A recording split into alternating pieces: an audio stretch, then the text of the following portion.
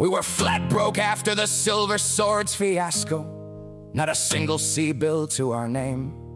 We drifted into a back alley bar on a moon called Dead End, looking for anything that paid. I met a guy there, Elias. He looked like my old man, hands stained with grease, eyes tired from the deep drills. He told me he was an honest miner being squeezed by pirates. He called me son. He said we were brothers of the dirt. I was so hungry for a bit of home that I didn't see the shark teeth behind his smile. I accepted the contract for a pittance, thinking I was helping a man keep his life's work. I was a captain who still had the heart of a naive kid from the Warrens.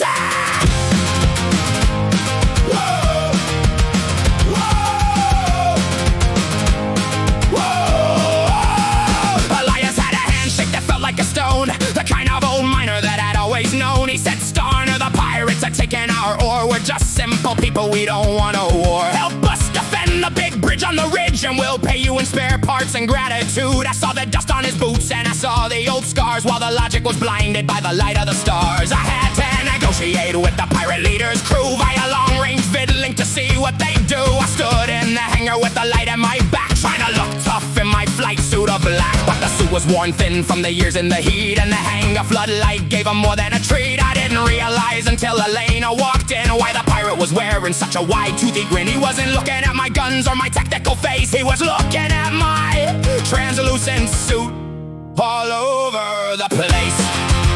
I cut the feed fast and I turned the bright red while Skid was already laughing at the things that they said. Captain Shadow, they called me a hell of a joke while I prepped the locust for the fire and smoke. We moved to the moon base, we moved to the bridge, watching for movement on the side of the ridge. Low G and silent, the world was a ghost as we waited for the arrival of the pirate host. Oh, it's the miner's moon, a brotherly trap designed by a shark in a miner's old cap, with a bolt and a hammer, with a grit and a rust, betting our lives on a dead end trust.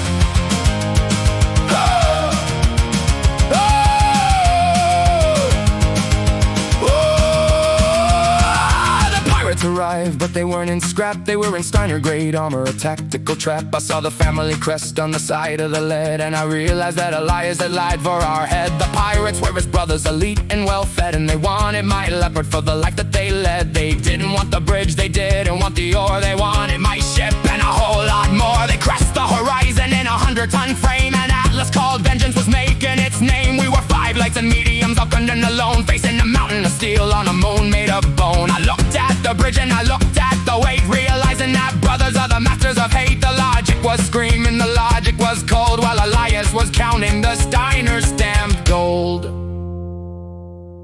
30 tons of my own light mechs against 100 tons of sheer, unadulterated murder. Elias was on the open comms laughing. He said, "Don't take it personal, son.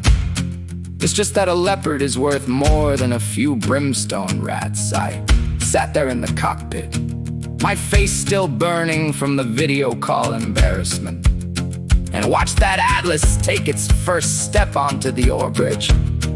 It was so heavy, the whole moon seemed to groan. And then I remembered how we used to move the heavy slag bins back home when the mag lifts failed. You don't fight the weight, you let the weight fight for you.